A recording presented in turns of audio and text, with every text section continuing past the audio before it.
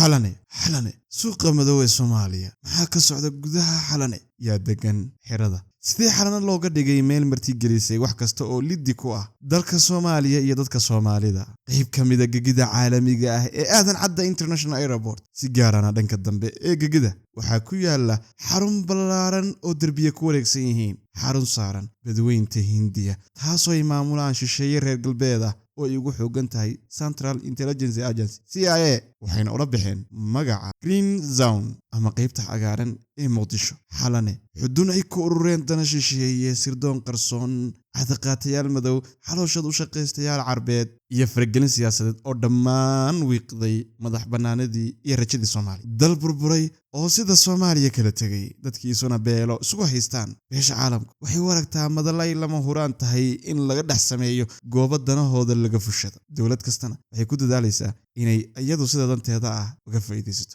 sida ayay ku dhalatay xeradan xalane ee sida xadaafka ah loo ilaaliyo laakiin xalana ma ahan kaliya xere ciidan waa suuq weyn oo siyaasadeed oo ay dhex fadhiyaan diblomaasiyiin aan xuduud aqoon sirdoon shisheeye iyo calooshad u shaqaystayaal hubaysan dhammaanna ay ka maamulaan dana isku dhafan oo isku dhaf heshiisyo qarsoon iyo siyaasad wadar eber ah zero sum politics xalane sidii uu horay u ahaa xus iyo xasuus halgamaa calanka iyo ciidda u dhintay uma yaal maanta taalidigeeda ayuu u jiraa usduuq qarsoon iyo xagala guntiye la geliyo baa noqday astaanta ugu weyn ee xalana lagu garanayo howlgallada sirdoon ee laga soo abaabula xalane waxaa la dhagu dhaxmaydhaa oo lagu waraa laguna qallajiyaa magac ururo lagu yeeray NGO-yada madax bannaan sumadda USAID iyo suudha samafalka ayaa lagu daajiyaa dabadeedna howlgallo qarsoon ayaa sidaa lagu fuliyaa qoraal sir ah oo wasaaradda arrimaha dibadda ee Mareykanka laga helay sanadkii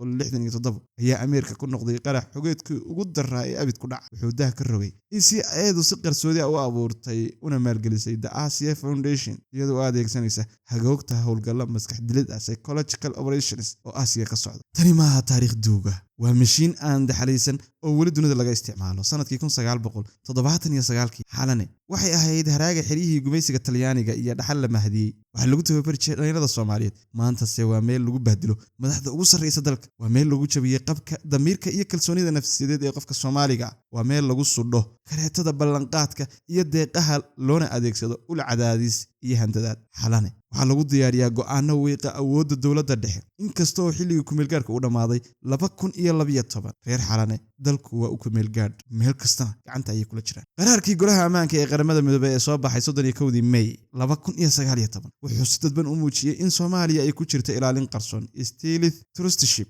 inkasta oo hadallo qurux badan oo ku saabsan madax banaanida qiyamka iyo midnimada dhuleed aynu maqalno haddana waxay Soomaaliya dhex joogtaa dacda shisheeyaha waxay quud iyo qalabba ugu tiirsan tahay dawarsi amni oo joogto ah iyo shisheeye ilaalinaya madaxda ugu sarreysa dalka ujeedka reer xalane ma la dagaalan argagixiso mise dana qarsoon inkasta oo la adeegsado halku dhigga la dagaalanka argagixisada haddana ciidamada shisheeyuhu ma hoos yimaadaan amarka dawladda federaalka ah qaabkoodu ma waafaqsana istiraatiijiyadda rasmiga ah ee lagu dabarjari karo ama ka dhanka ah ereyga argagixiso wuxuu noqday dilaal sharciyeynaya